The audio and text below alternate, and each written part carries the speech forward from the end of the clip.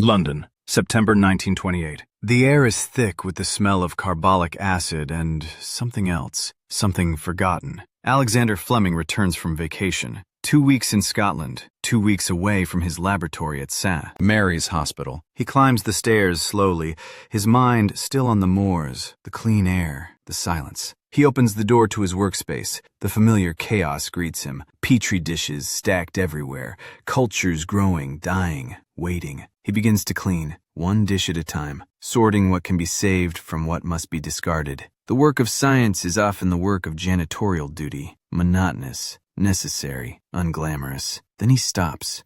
One dish catches his eye, a staphylococcus culture, left uncovered before his departure. But something is wrong. Or rather, something is impossibly right. A blue-green mold has contaminated the plate. Common enough. Labs are not sterile paradises. They are human places, fallible places. But around this mold there is a ring, a clear zone, a circle of nothing. The bacteria are dead, not struggling, not weakened, dead, dissolved, as if something had reached out and erased them from existence. Fleming stares at this dish for a long time. How long? We don't know. But we know what he does next. He doesn't throw it away. He doesn't curse his carelessness. He leans closer. He wonders. He asks the question that changes everything. Why? This is not a story about genius. Not really. This is a story about attention, about the ability to see what is actually there rather than what should be there. Most scientists would have seen contamination. Fleming saw possibility. The mold is Penicillium notatum, a common fungus. It grows on bread, on fruit, on the forgotten corners of damp rooms. Unremarkable, everywhere.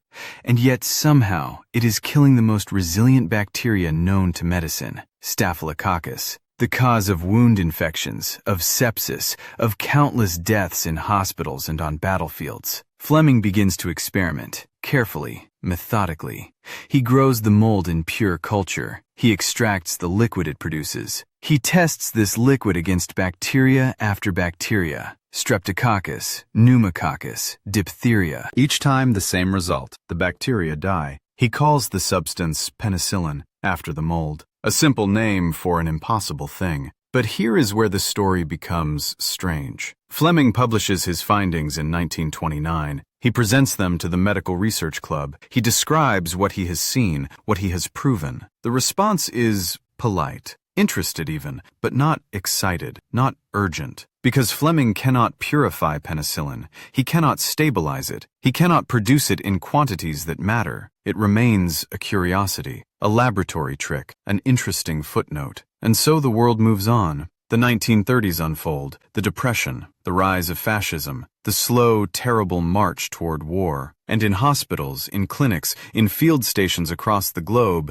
people continue to die from infections that could be stopped. A cut becomes sepsis. A surgery becomes a death sentence. Pneumonia claims the young and the old with democratic cruelty. Fleming knows. He knows that penicillin could save them. But knowledge is not enough. Science is not enough. What is needed is engineering, industrial chemistry, resources, time. And no one is willing to invest in a substance that cannot be mass-produced. Not yet. Then 1939 arrives. War. Real war. Total war. And suddenly the calculus changes. Wounded soldiers flood hospitals. Infections kill more men than bullets. The need becomes desperate, impossible to ignore. In Oxford, 2 men read Fleming's old paper. Howard Florey, an Australian pathologist, Ernst Boris Chain, a Jewish biochemist who fled Nazi Germany. They see what others missed, not a curiosity, a weapon. A way to fight the invisible enemy that kills more soldiers than any army. They begin work in 1939. It is slow, frustrating. Penicillin is unstable. It degrades rapidly. Producing even small amounts requires hundreds of liters of mold culture. Their laboratory becomes a factory of improvisation. They grow penicillin in bedpans, in bathtubs, in every container they can requisition. The entire department smells of mold and desperation. By 1941, they have enough for a trial. A single patient, a policeman named Albert Alexander. He scratched his face on a rose thorn. A small wound, insignificant, but infection set in. Staphylococcus, streptococcus. His face swelled, abscesses formed. One eye had to be removed. He was dying, slowly, painfully, inevitably. Florey and Chain inject him with penicillin. Within 24 hours, his fever drops. The swelling recedes. He begins to eat, to speak, to live. The transformation is miraculous, impossible, real, but they run out of penicillin. They collect his urine, extract the penicillin that his body excreted, purify it, inject it again. They are that desperate, that determined. But it is not enough. The infection returns. Albert Alexander dies. Success and failure in the same breath. They proved it works, but they proved something else too. They need more, much more. Florey travels to America in 1941. He brings his research, his data, his desperation. The United States is not yet at war, but it is preparing. The government listens. The pharmaceutical companies listen. They see what the British saw too late: an opportunity, a necessity, a chance to save lives and win wars. The resources pour in. Laboratories across America begin work. Pfizer, Merck, Squibb. They experiment with deep tank fermentation. They search for better strains of penicillium. They find one in a moldy cantaloupe at a Peoria market, more productive, more stable, more willing to grow in industrial conditions. December 1941, Pearl Harbor. America enters the war. The need for penicillin becomes absolute. The production scales up, from liters to gallons,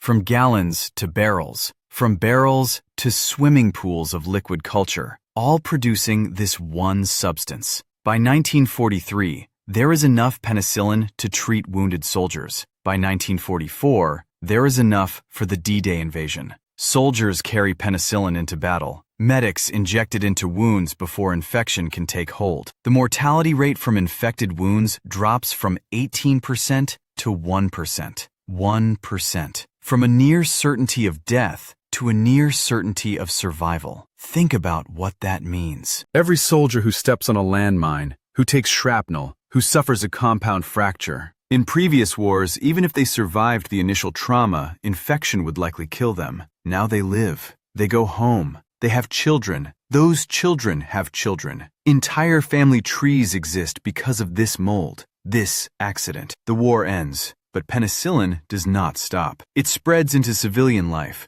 Pneumonia, scarlet fever, syphilis, meningitis. Diseases that shaped history, that killed indiscriminately, that parents feared more than anything. Treatable now, curable, transformed from death sentences into inconveniences. By 1950, penicillin is everywhere, cheap, accessible, mass-produced. The miracle has become mundane. And that is the greatest miracle of all, when life-saving becomes routine. The numbers are almost incomprehensible. Conservative estimates suggest penicillin has saved 200 million lives. 200 million. More than the population of most countries. More than died in both world wars combined. An entire invisible nation of people who exist because Alexander Fleming didn't throw away a contaminated Petri dish. But let us return to that moment. September 1928. Fleming, staring at that plate. What if he had been less observant? What if he had cleaned faster, thought less? What if the window in his laboratory had been closed,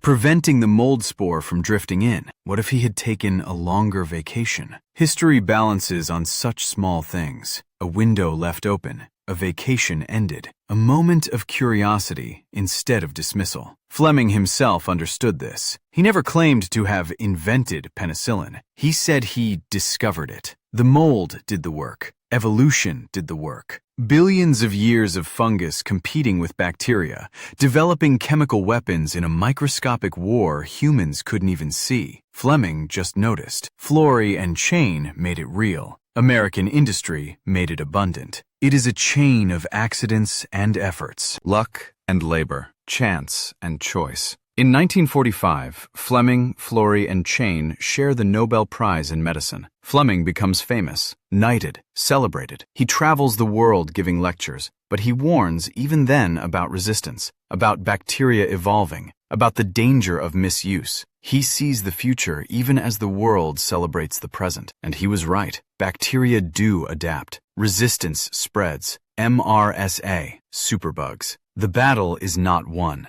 It is ongoing. Evolution does not stop because we discovered penicillin. It accelerates. It responds. It survives. But still, 200 million lives. 200 million people who breathed, who loved, who lived because of an accident in a London laboratory. We live in a world shaped by things we barely notice. Antibiotics, clean water, vaccines. Each one a miracle that became boring. Each one the result of countless small choices, accidents, and efforts. We forget what life was like before. We forget how recently before was. A child with pneumonia in 1920, dead within days. The same child in 1950, treated and released. The only difference is time and penicillin. Fleming died in 1955. He lived to see his discovery transform the world. That is rare. Most scientific breakthroughs outlive their discoverers by decades, even centuries. But Fleming saw it, lived it, knew what he had given to the world, even if the world gave him only a glimpse. The Petri dish, the original contaminated plate, no longer exists. Fleming didn't preserve it. Why would he? It was trash, garbage, contamination,